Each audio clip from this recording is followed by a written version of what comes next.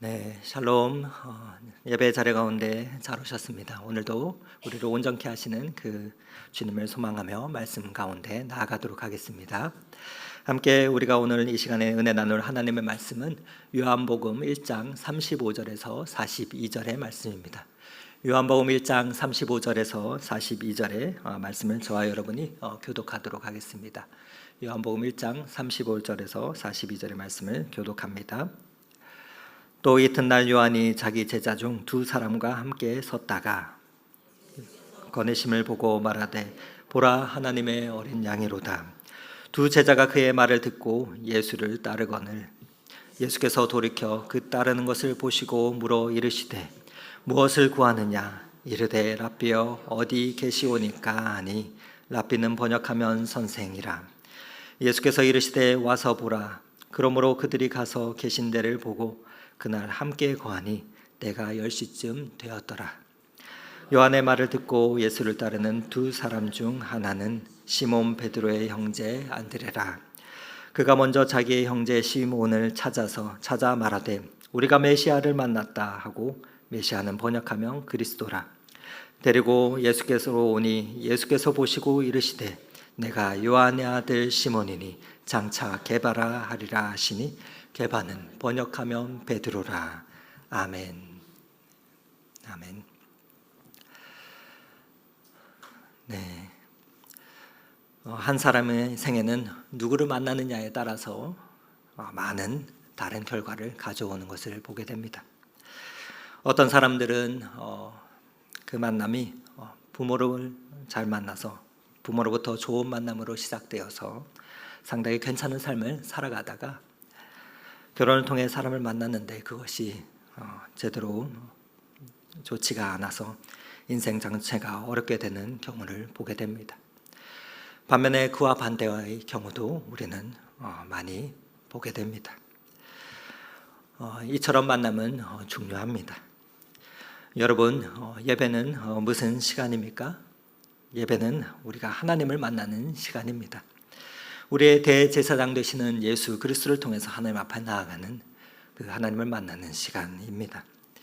오늘도 예배드리는 이 시간 가운데 혹 아직까지 예수 그리스도를 깊이 인격적으로 만나지 못하신 분이 계시다면 주님의 말씀을 통하여서 그 예수 그리스도를 참으로 만나는 시간이 되고, 또 주님과의 만남의 기억이 그 희미해진 분이 계시다면 다시금 선명하게 회복되는 시간이 되기를 간절히 소망합니다. 그리고 예수님을 만나는 것으로 끝나는 것이 아닌 그분을 우리가 영접하고 또 그 이름을 믿는 자들에게 하나님의 자녀가 되는 권세를 주셨던 것처럼 그 자녀의 권세를 살아가며 당당히 인생을 걸어가는 그러한 복된 은혜가 있기를 간절히 바랍니다. 우리가 예수 그리스도를 구주로 믿고 영접한다는 것은 그냥 예수님 내 몸에 들어오십시오 하는 그러한 간단한 기도로 영접하는 것으로 끝나는 것이 아닙니다. 예수님을 영접한다는 것은 예수님이 내 삶의 주인이요 나의 왕으로 그것을 모시는 것을 말합니다. 그렇게 예수님을 영접한다는 것은 우리의 인생의 주인을 바꾸는 일입니다. 이제까지는 내가 내 인생을 살아왔지만 내 마음대로 내 인생을 살아왔지만 내가 내 인생을 살아보니 너무나도 피곤하고 아무것도 제대로 되는 것이 없어 하나님 앞에서 나는 죄인임을 고백하고 알아서 이제부터는 나의 모든 주권을 주님께 맡기며 주님께서 내 삶을 운행하시도록 그 주님을 진정으로 영접하며 우리의 삶을 내어드리는 것을 말합니다. 그리고 더 나아가서 하나님께서 우리가 하나님의 동력자로서 살아가도록 원하시는 그 부름 가운데 나아가는 것을 말합니다. 어린 아이와 같은 그러한 신앙이 아닌 장성한 왕 같은 제사장으로서의 삶이 되어 그 하나님의 일을, 생명을 살리는 일을 감당하는 것을 말합니다. 그렇게 우리는 날마다 성경을 묵상하고 또 그 가운데 공부하며 하나님의 은혜를 캐어내고 또 그 가운데 하나님의 말씀을 잘 듣고 순종하는 것이죠. 오늘 나오는 말씀은 예수님의 제자들 가운데 중요한 사람들이 어떻게 그 주님을 만나게 되었는가에 대한 내용이 나옵니다. 그 본문을 보면서 제자들이 예수님을 처음 만나는 모습이 등장하게 되는데 그 가운데 여러 가지 방법으로 주님을 만나게 됨을 우리는 발견하게 됩니다. 이들이 어떻게 해서 예수님을 만나게 되었는가, 그것을 보면서 우리가 어떻게 주님 앞에 나오게 됐는지 생각해 보면 좋겠습니다. 오늘 본문 35절에서 37절의 말씀을 보면 두 사람이 자신의 스승 때문에 예수님을 만나는 것을 보게 됩니다. 그런데 한 사람은 자신의 동생 때문에 주님께 나오게 됨을 또한 발견합니다. 그리고 우리가 읽진 않았지만 오늘 본문 앞뒤에 보면 또 다른 한 사람이 예수님을 직접 만나고 또 다른 한 사람은 친구의 권유로 인해서 예수님을 만나게 되는 것을 보게 됩니다. 이것이 무엇을 말하는 것일까요?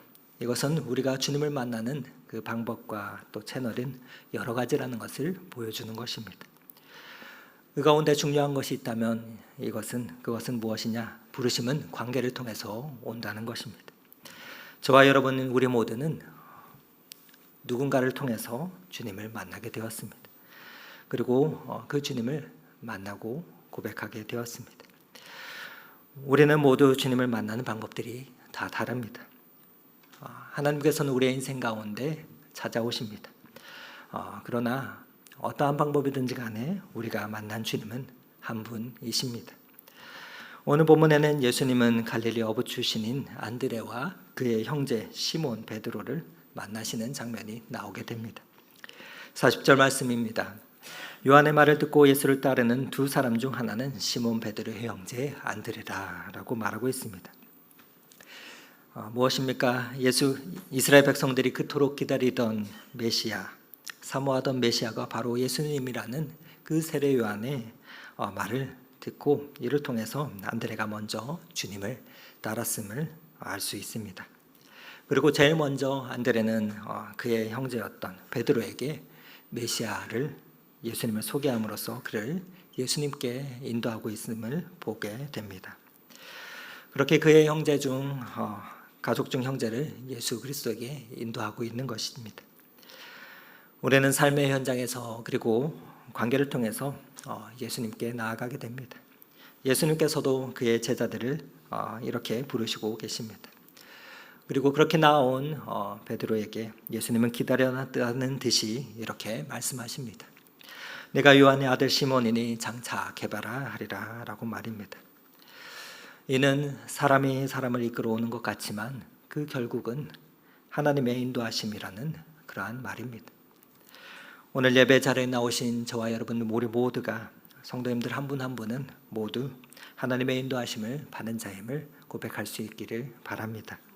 그래야 우리가 믿음의 공동체를 이루고 신앙의 여정을 거니며 나아갈 때 관계 속에서 때로는 힘들고 갈등이 생겨도 하나님이 부르셨다는 그 고백 가운데 끝까지 함께 할 수 있고 또 하나님께서 저와 여러분에게 맡겨주신 그 사명을 완수할 수 있기 때문에 그렇습니다. 여러분, 우리는 하나님께서 우리에게 관계로 맺어준 이들을 신뢰하고 사랑해야 됩니다. 그리고 세워줄 줄 알고 존대해야 됩니다. 왜냐하면 생명의 자리는 하나님께서 성령께서 이끄시지 아니하고는 아무도 그곳 가운데 나올 수 없기 때문입니다. 그래서 우리는 성경에서 성령님의 이끄심의 자리 가운데 만나고 한 뜻을 나눈 자들의 축복이 어떠한지를 발견할 수가 있습니다. 일례로 신약 성경을 보면 위대한 전도자였던 사도 바울에게는 귀한 만남을 그런 자랑스러운 믿음의 만남들이 있었음을 우리는 볼 수가 있습니다. 바로 디모데입니다. 사도 바울은 자기를 도와서 자기의 일보다도 그리스도 예수의 일을 먼저 구하는 사람인 디모데를 동역자로 만났습니다. 그래서 바울은 그를 이렇게 빌립보서 2장 20절에 고백하고 소개합니다. 이는 뜻을 같이하여 너희 사정을 진실히 생각할 자가 이밖에 내게 없음이라 라고 말입니다. 뜻을 같이 한다는 것은 바로 디모데가 사도 바울과 똑같이 하나님의 일을 생각하며 또한 빌립보 교인들의 입장에서 그 문제를 생각하며 마음을 같이 하는 자다라는 뜻입니다. 이처럼 성령님이 이끄심의 자리에서 만나게 된 한 사람 또 한 마음의 사람을 통해서 하나님께서는 당신의 일들을 행하여 나가시는 것을 우리는 봅니다. 그리고 이처럼 하나님은 만남을 통해서 일을 하십니다. 예수님께서 이 땅에 오셔서 하나님의 나라를 선포하시면서 행하셨던 일이 무엇입니까? 가장 먼저 하신 일이 무엇입니까? 그것은 오늘 제자를 부르신 것처럼, 제자를 만나주신 것처럼 제자들을 세운 것입니다. 오늘 본문은 이에 대해 설명해 주고 있습니다. 제자들을 예수님께서 왜 만나셨습니까? 이들을 만나신 이유는 가장 먼저 당신의 일꾼을 부르시기 위함입니다. 그것이 하나님의 뜻을 이루는 방법이자 구원 사역에 완성하는 데 필요한 것이었기 때문이었습니다. 그 중에 제일 먼저 누가 예수님을 따르게 되었습니까? 제일 먼저 주님을 따른 제자는 누구입니까? 오늘 본문에는 요한의 제자 중 두 사람이 예수님을 따르게 되었다 말하고 있습니다. 우리 35절에서 37절 말씀을 다시 한번 읽어보도록 하겠습니다. 또 이튿날 요한이 자기 제자 중 두 사람과 함께 섰다가 예수께서 거니심을 보고 말하되 보라 하나님의 어린 양이로다. 두 제자가 그 말을 듣고 예수를 따르거늘. 오늘 예수님을 만난 세례 요한의 첫 번째 증언은 예수님이 세상 죄를 지고 가는 하나님의 어린 양이다라는 선언을 보게 됩니다. 세례 요한은 예수님이 세상에 오신 목적을 분명히 알고 있었습니다. 이렇게 고백할 수 있었던 것이죠. 그분은 죄의 문제를 해결하시기 위해 유월절에 어린 양으로 이 땅에 오셨음을 분명히 말하고 있습니다. 과거 이스라엘 백성들이 유월절 어린 양의 피를 통해서 애굽에 임한 하나님의 심판을 피할 수 있었던 것처럼, 그러나 이제 예수님이 친히 어린 양이 되셔서 당신의 피를 통해서 죄인들을 하나님의 심판에서 피하도록 하셨음을 고백하게 하고 있습니다. 세례 요한은 예수님의 이러한 구원 사역을 명확하게 선언하였습니다. 그리고 세례 요한은 예수님이 하나님의 아들이시다라는 선포를 하였습니다. 하나님의 아들이신 예수님은 만유를 다스리는 왕이십니다. 죄인인 우리는 왕이신 하나님의 아들께 마땅히 순종해야 합니다. 주님은 당신을 따르고자 하는 자들에게 성령을 보내서 주님의 뜻에 순종하며 살도록 하십니다. 그리고 자신 삶을 그 왕께 드리도록 하십니다. 세례 요한은 구세주요 왕이신 예수님께 사람들의 모든 관심이 집중하도록 일하였던 것입니다. 세례 요한은 예수님이 누구이신지 분명한 확신이 있었습니다. 그것처럼 우리에게도 예수님에 대한 분명한 확신이 필요합니다. 왜냐하면 예수님을 믿는다는 것은 그분이 우리의 죄를 담당하시는 어린 양이자 우리의 삶에 주관하시는 왕이라는 것을 인정하는 것이기 때문입니다. 이 두 가지 사실에 기초한 믿음을 우리가 가질 때 우리는 비로소 예수님과 바른 관계를 맺을 수 있습니다. 아무튼 세례 요한의 이와 같은 선포를 듣고 두 제자는 예수님을 쫓아가게 됩니다. 사실 이들은 세례 요한의 제자들이었습니다. 그렇지만 이들은 스승의 말씀을 듣고 예수님께 나아갑니다. 겉으로 보면 인간적으로 섭섭한 일이었지만 세례 요한의 사명은 이처럼 사람을 준비시켜 주님의 제자가 되게 하는 것이었습니다.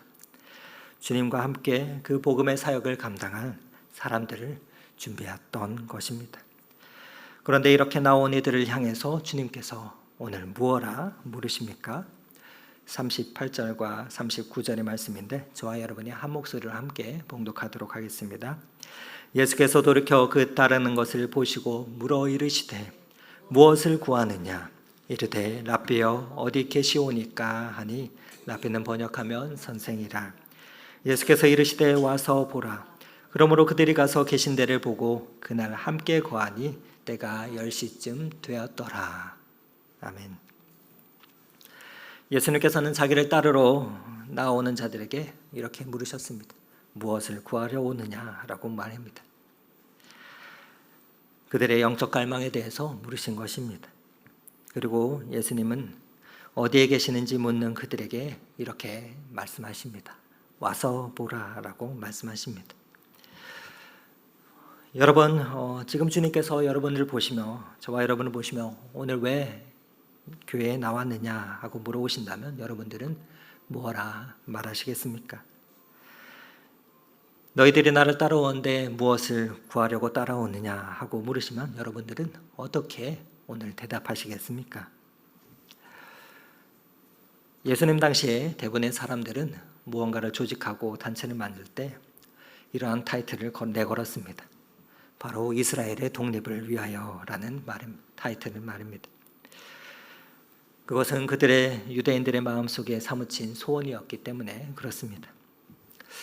마찬가지로 오래전 이 한반도 땅에도 일제강점기 가운데 어찌하든 독립을 하겠다는 그 믿음이 하겠다고 믿음이 없는 사람들이 교회에 들어와서 교회를 통해서 독립운동을 행하였었습니다.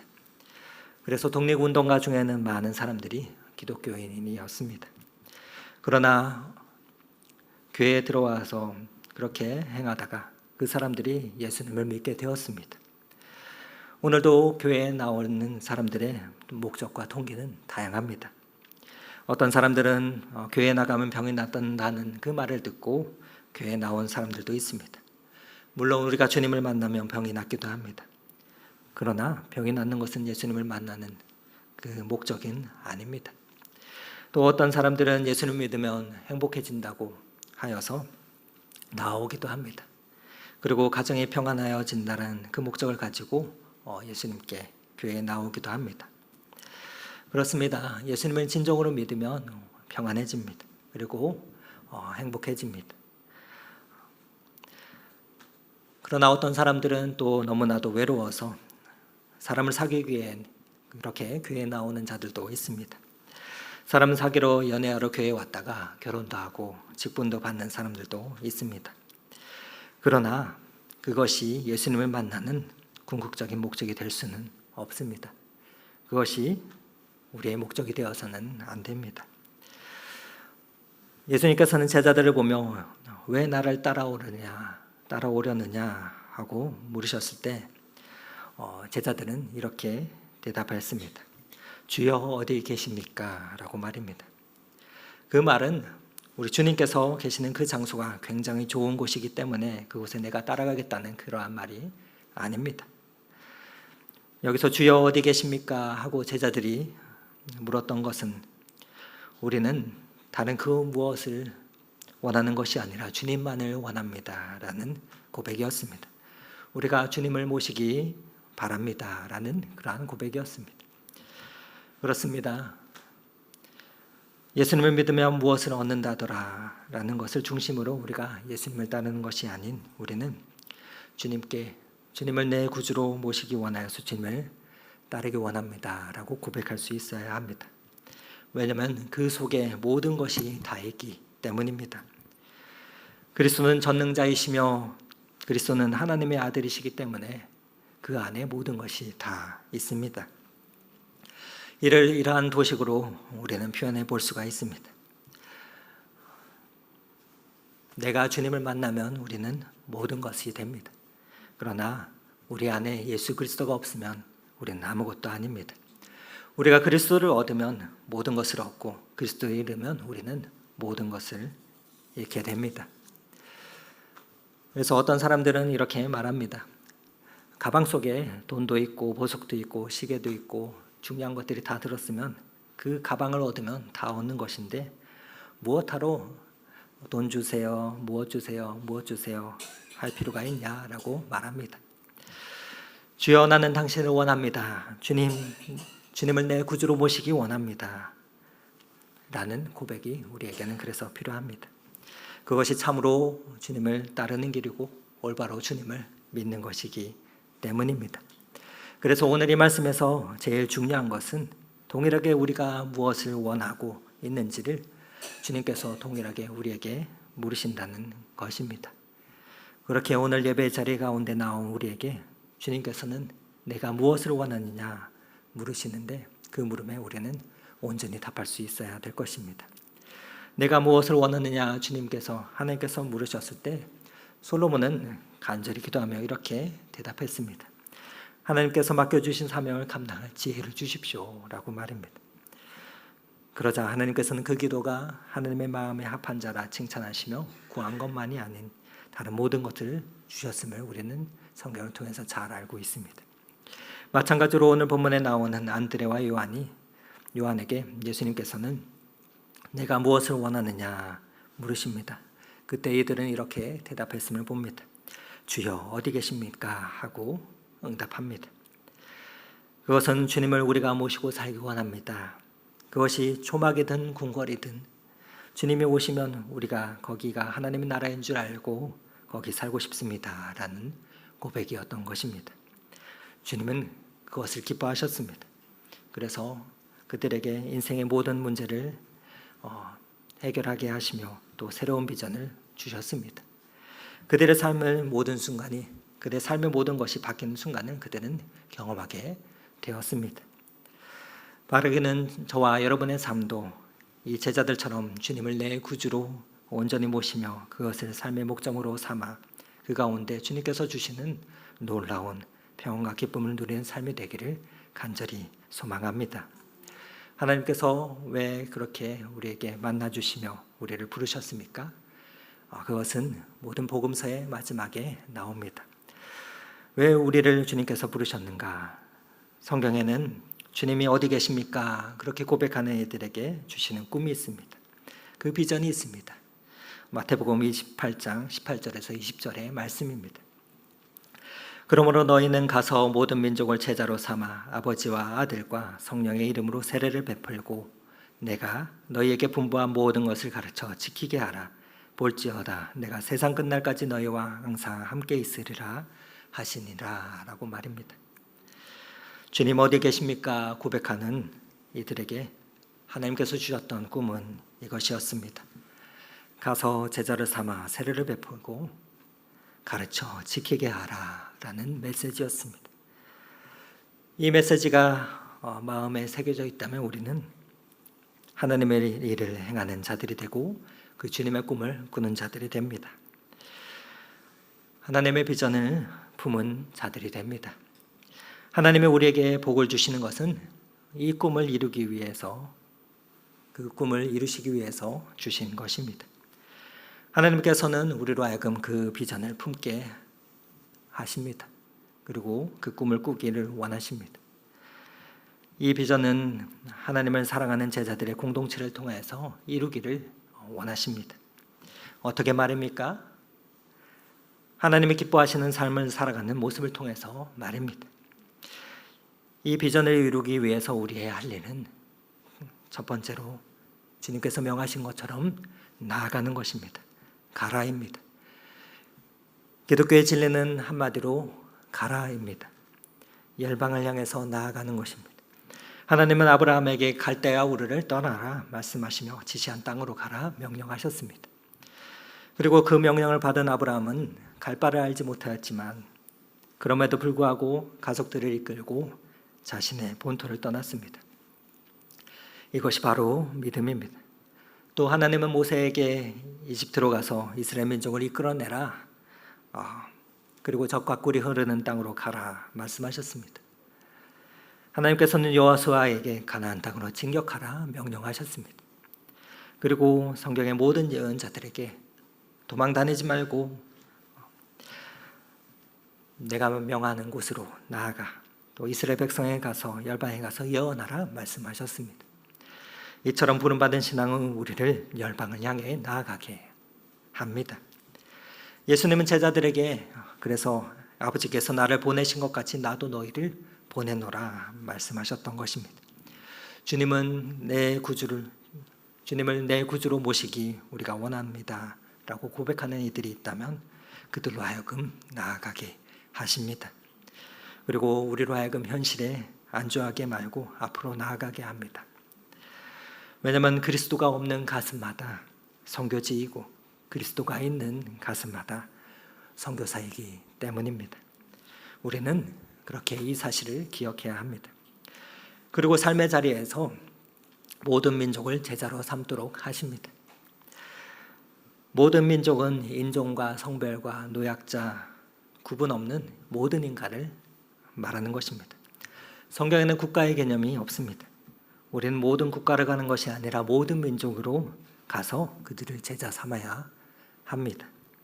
왜입니까? 바로 아버지와 아들과 성령의 이름으로 세례를 베풀기 위해서입니다. 복음을 전하며 전도하는 것을 넘어 우리는 세례를 베풀어야 합니다. 끝까지 최선을 다해 우리가 만나는 이들에게 예수 그리스도를 믿도록 하고 세례를 베풀어야 합니다. 세례란 주님을 나의 왕으로 모시고 살아가는 자들의 그 표징이기 때문입니다.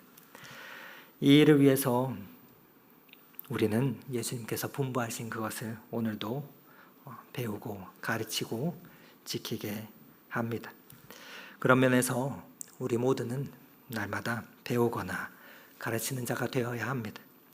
하나님의 분부하신 모든 것을 가르치고 또 그 배운 것을 지키게 하는 것은 우리의 평생의 비전으로 꿈으로 우리는 삼아야 합니다. 평생에 하나님 말씀을 가르치고 배우는 것, 또 그것을 우리는 우리의 비전으로 삼아야 합니다. 왜냐하면 가르치는 것은 교리이고 또 지키는 것은 삶이기 때문입니다. 그 교리와 삶의 일치를 통해서 하나님께서 영광 받으시기 때문입니다. 하나님께서는 저와 여러분을 그 일을 위해서 부르셨습니다. 그리고 그 믿음의 공동체를 통해서 하나님께서는 일하십니다. 오늘 우리는 세계로 나아가서 모든 민족을 제자 삼아 세례 베풀고 하나님 말씀을 가르쳐 지키게 하는 그 비전을 받은 자들입니다. 그렇게 우리는 하나님이 기뻐하시는 삶을 살아가야 하는 자들입니다. 하나님께서는 그러한 자들을 통해서 일하십니다. 그것이 하나님의 일하시는 방법입니다. 가까이는 우리가 살을 맞대며 살아가는 우리의 가정에서부터이고 멀리는 우리의 삶의 자리를 지나서 땅 끝까지입니다. 간절히 바라기는 오늘 이렇게 예배 자리 가운데 마주한 저와 여러분에게 하나님의 비전이 우리의 동일한 삶의 비전이자 목적이요 목표가 되기를 소망합니다. 그리하여서 우리의 삶이 하나님이 가장 기뻐하시는 그러한 삶이 되기를 간절히 소망합니다. 그리고 우리의 삶이 그 하나님의 또 축복의 통로가 되어서 열방을 축복하며 우리가 나아갈 수 있는 저와 여러분의 발걸음이 되기를 간절히 소망합니다.